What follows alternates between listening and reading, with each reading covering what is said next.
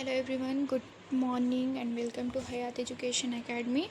As you know, हम third semester biotechnology के जो यूनिट 1 है उसके मोस्ट इम्पॉर्टेंट टॉपिक्स जो है हम कवर कर रहे हैं एग्ज़ाम पॉइंट ऑफ व्यू से.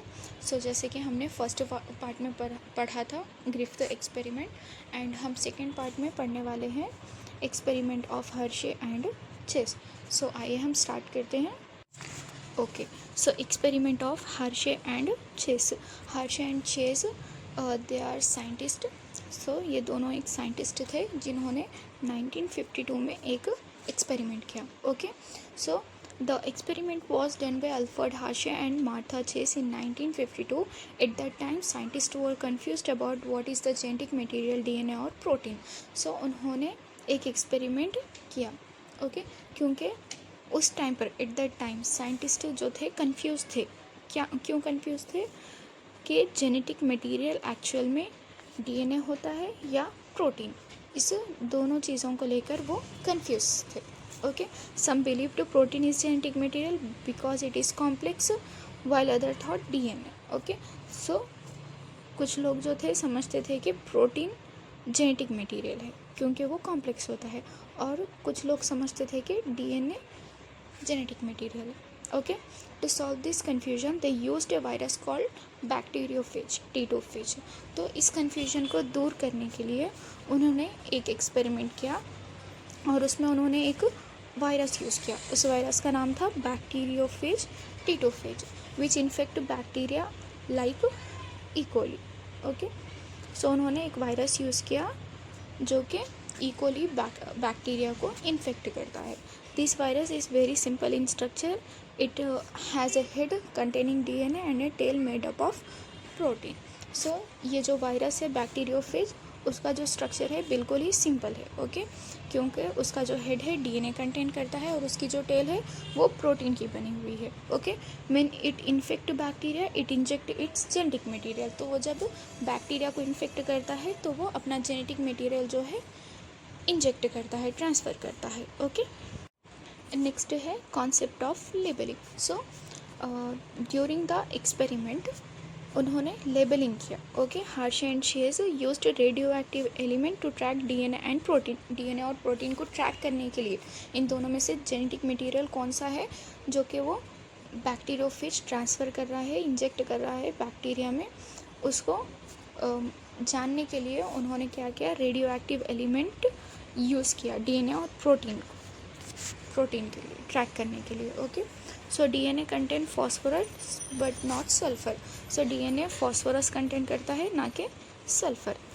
Protein content sulphur but no phosphorus. Okay, लोग क्या यहाँ पे कैसे लेबल करें डीएनए को 32P क्योंकि वो फॉस्फोरस कंटेंट करता है, इसीलिए डीएनए को 32P से लेबल करें और प्रोटीन को 35S से लेबल करें. Okay, this help to see which part enters the bacteria.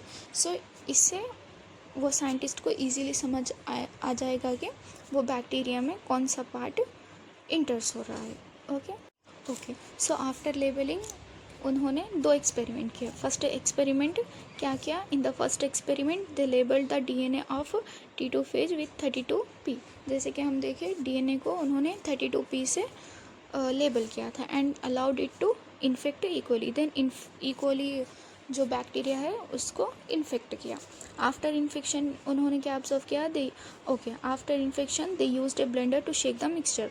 जो मिक्सचर था आफ्टर इन्फेक्शन उन्होंने ब्लेंडर से क्या किया, उसके आउटर कोट जो था, उसका प्रोटीन कोट जो था वायरस, उसको रिमूव करने के लिए एक ब्लेंडर यूज़ किया. Okay, then they use centrifugation to separate bacteria and virus parts और बैक्टीरिया को सेपरेट करने के लिए उन्होंने सेंट्रीफ्यूगेशन जो प्रोसेस होता है उन्होंने वो यूज़ किया.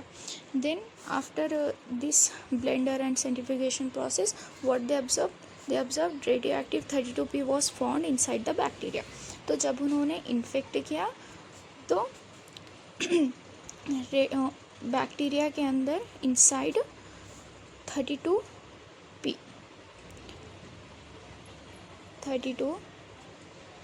यानी कि डीएनए पाया गया. ओके, इसका मतलब क्या है, DNA enter the bacteria. Okay. Then उन लोगों ने सेंट्रीफ्यूगेशन प्रोसेस की मदद से बैक्टीरिया और वायरस के पार्ट्स को सेपरेट किया। ओके, फिर ऑब्जर्वेशन क्या हुआ वहाँ पर, radioactive 35S was found outside the bacteria. Okay, but ये जो 35S जो था वो बैक्टीरिया के आउटसाइड फाइंड हुआ। Okay, it means protein did not enter the bacterial cell. इसका मतलब प्रोटीन बैक्टीरिया के इनसाइड इंटर नहीं हो सका। ओके, इन दो एक्सपेरिमेंट्स के बाद ये बात क्लियर हो गई। From both experiment they clearly understood only DNA enter the bacterial cell. जैसे कि हमने देखा फर्स्ट एक्सपेरिमेंट में डीएनए जो था 32P जो था वो इंटर कर गया था बैक्टीरियल सेल में, but protein remains outside. But जो प्रोटीन था वो आउटर साइड, बैक्टीरिया के आउटसाइड ही स्टे कर रहा था। The DNA inside the bacteria control the formation of new virus. और डीएनए जो होता है इनसाइड वही न्यू वायरस के फॉर्मेशन में हेल्पफुल होता है, वही कंट्रोल करता है। ओके, इस दो एक्सपेरिमेंट से ये 3 पॉइंट्स जो है क्लियर हो गए थे। सो यहाँ पर कंक्लूजन क्या हुआ, thus the experiment prove that DNA is the genetic material not protein. So ये एक्सपेरिमेंट से ये प्रूव हो गया है कि डीएनए ही जेनेटिक मटेरियल है, ना कि प्रोटीन। क्योंकि जो उन्होंने वायरस यूज़ किया था बैक्टीरियोफेज, वो सिर्फ बैक्टीरिया के अंदर अपना जेनेटिक मटेरियल इंजेक्ट करता है। सो उसने फर्स्ट एक्सपेरिमेंट में जेनेटिक मटेरियल, उसका डीएनए जो था बैक्टीरिया के इनसाइड इंजेक्ट किया। बट जब उन्होंने प्रोटीन के साथ वो एक्सपेरिमेंट किया तो प्रोटीन स्टे आउटसाइड। जो प्रोटीन था वो बैक्टीरिया के बाहर ही स्टे कर रहा था। Okay, before this the concept was not clear and was difficult to understand. इससे पहले ये जो कॉन्सेप्ट था बहुत ही कंफ्यूजिंग था साइंटिस्टों के लिए। But after this experiment scientist universally accepted DNA as the genetic material. बस इस एक्सपेरिमेंट के बाद साइंटिस्टों ने जो भी एक्सेप्ट कर लिया कि डीएनए ही जेनेटिक मटेरियल है।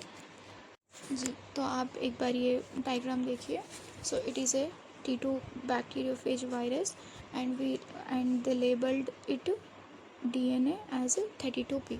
सो उसके डीएनए को उन्होंने 32P करके लेबल किया था। देन इन्फेक्शन किया था एक बैक्टीरिया को, ई कोली को। देन आफ्टर सेपरेट किया पार्ट्स को, सेपरेट किया वायरस पार्ट्स और बैक्टीरिया को। देन उन्होंने फाइंड किया कि डीएनए रेप्लिकेशन बैक्टीरिया के इनसाइड हो रहा है। Okay, like this. Then after in experiment 2 it is a bacteriophage and they labeled protein as 35S and it infects this E. coli. Then after separation and centrifugation they find that कि protein outside he label कर रहा coating कर रहा है, outside he stay कर रहा है, inside enter नहीं हो रहा है। ओके,